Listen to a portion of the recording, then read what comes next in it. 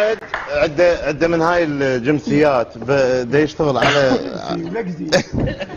لا اعطيني مجال. فده يشتغل على باب الله، فجنا جايزه فين؟ قالت له حجي تاخذنا لسوريا. قالها بخدمتكم تأمرنا وراني على باب الله.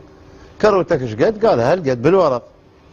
نعطيك زايد. قالها ايش عجب؟ قالت له يما احنا عندنا سكر تعرف اضرار يصير من ناس سوريا. طيب قالت له بعد امك مو اتفقنا وعطيناك فرق بالكروه؟ اردبون طبق وراها وحده 10 كيلوات 20 كيلو. قالت له شا بس هي شا غير قلت لك عندنا سكر.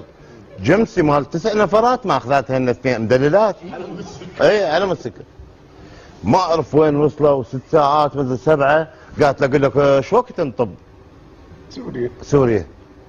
قالها والله حجيه سوريا ما ادري بس انا بعد لي بولتي انا طب طريبين.